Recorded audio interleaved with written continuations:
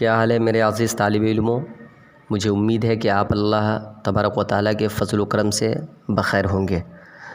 میرے عزیز طالب علموں، ہم لوگوں نے 9ویں جماعت سبق نمبر 1 کو مکمل طریقے سے حل کر چکے ہیں، اس کو پورا کر چکے ہیں، ان کے سوالات کو بھی حل کر چکے ہیں۔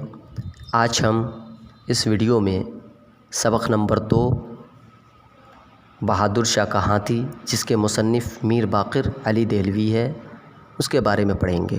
تو سبق اسٹارٹ کرنے سے پہلے ہم مصنف کی حالات زندگی کے اوپر نظر ثانی کریں گے، اس کے بعد انشاءاللہ زندگی نے وفا بخشی تو پھر نیکسٹ ویڈیو میں، دوسرے ویڈیو میں بہادر شاہ کا ہاتھی کے اوپر تذکرہ کریں گے۔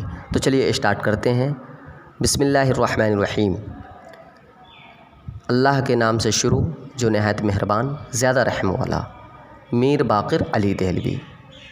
آپ کی نظر مجھے امید ہے کہ میر باقر علی دہلوی پہ پڑ چکی ہوگی۔ جیسا کہ آپ دیکھ پا رہے ہیں لکھا ہوا ہے میر باقر علی دہلوی دلی کے آخری داستان گو تھے، یعنی کہانی سنانے والے تھے۔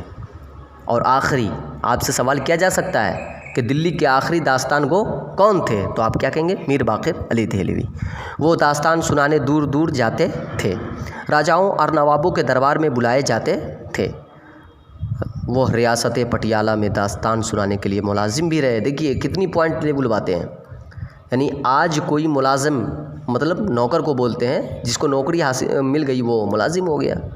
تو آج کوئی نوکری اس چیز کی کرتے ہیں جو کیا کہتے ہیں ایجوکیشن سے ریلیٹڈ ہو، تعلیم سے ریلیٹڈ ہو، کسی کل کارخانے سے ریلیٹڈ ہو، یعنی کرشی سے ریلیٹڈ ہو، جس کو کھیتی باڑی کہتے ہیں، اس سے ریلیٹڈ ہوتا ہے۔ لیکن یہاں داستان سنانے والے بھی ملازم رہ چکے ہیں جی، اس کو ایک دم بالکل یاد رکھ لینا۔ آپ سے سوال کیا جا سکتا ہے کہ کیا یعنی کہ قدیم دور میں، قدیم وقتوں میں کیا ایسا ہوتا تھا کہ کہانی سنانے کے لیے بھی نوکری ملتی تھی؟ تو آپ کہیں گے یس۔ اور آپ سے پوچھا جا سکتا ہے کہ وہ کون سی شخصیت ہے جو ریاست پٹیالہ میں یعنی داستان سنانے کے لیے ملازم رہے؟ تو آپ کیا کہیں گے؟ میر باقر علی دہلوی۔ تو چلیے آگے چلتے ہیں۔ پٹیالہ سے دلی آ گئے۔ دلی میں املی کی پہاڑی پر ان کا گھر تھا۔ سنیما کے رواج نے داستان گوئی کے فن کو متاثر کر دیا، جس کی وجہ سے ان کی عمر کا آخری حصہ غریبی میں بسر ہوا، یعنی غریبی میں گزرا۔ ظاہر سی بات ہے، جب سنیما آ جائے گا تو کہانی کون سنے گا؟ داستان گوئی انہیں ورثے میں ملی تھی۔ وہ اپنے نانا میر پیڑا کے شاگرد تھے۔ ورثے میں ملی تھی مطلب خاندان سے ان کو ملا تھا۔ یہ فطری صلاحیت ہوتی ہے میرے دوست۔ وراثت کہتے ہی اس کو ہے جو ایک پشت سے دوسرے پشت میں منتقل ہوتا رہے۔ جیسے کہ کسی کے گھر میں کوئی شاعر ہے تو اس کا، اگر کسی کا باپ شاعر ہے تو اس کا بیٹا بھی شاعر ہو گیا۔ کسی کا جو ایسے دادا ڈاکٹر ہے تو اس کا پوتا بھی ڈاکٹر ہو گیا۔ تو یہ سب ورثے کی چیزیں ہوتی ہیں۔ جیسے کہ ابھی پخریرہ کی سرزمین پر آپ دیکھ سکتے ہیں کہ وہاں جیسے کہ شبنم کمالی صاحب ہیں، انجم کمالی صاحب ہیں، یہ سب شاعر ہیں، ہے نہیں؟ اب ہو سکتا ہے ان کے خاندان میں کوئی بچہ ہوگا جو شاعر ہو جائے گا، ہے نہیں؟ بڑے پروفیسر بھی ہیں ماشاءاللہ۔ تو یہ سب وراثت کی چیزیں ہوتی ہیں۔ کہہ رہے ہیں کہ شاہد احمد دہلوی نے لکھا ہے، میر صاحب بزم اور رزم کو اس انداز سے بیان کرتے کہ آنکھوں کے سامنے پورا نقشہ کھنچ جاتا۔ داستان کہتے جاتے اور موقع بموقع ایکٹنگ کرتے جاتے۔ اب ظاہر سی بات ہے کہ کوئی انسان اگر کہانی سنائے اور اس انداز میں سنائے کہ جو کہانی کا پہلو ہے ان کے اہم پہلو پر نظر ثانی کرے، نظر کو مرکوز کیا جائے، تو ظاہر سی بات ہے بھائی پورا نقشہ کھینچ ہی جائے گا۔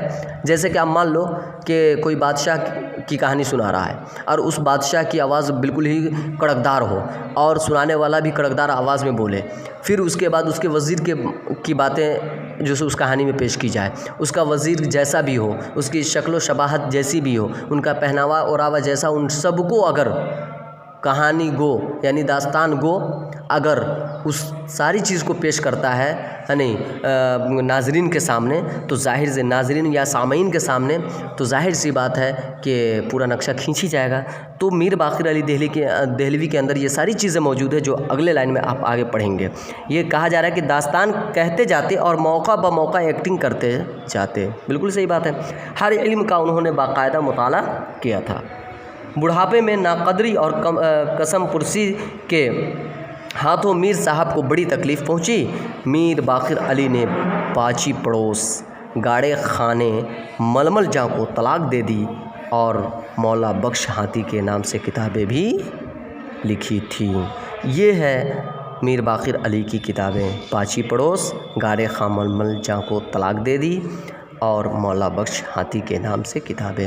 تو میرے عزیز طالب علم، مجھے امید ہے کہ آپ سبھی کو یہ سبق بآسانی سمجھ میں آئی ہوگا۔ یہ اس ویڈیو میں نے جو تذکرہ کیا آپ کو اچھی طریقے سے سمجھ میں آ گیا ہوگا۔ انشاءاللہ پھر اجازت دیجیے، اسی میر باقر علی دہلوی کی لکھی ہوئی کہانی بہادر شاہ کہاں تھی اس کے اوپر ہم تذکرہ کریں گے۔ اس کے اگلے ویڈیو میں ہم اس کو پڑھیں گے۔ جب تک کے لیے اجازت دیجیے۔ خدا حافظ، فی امان اللہ۔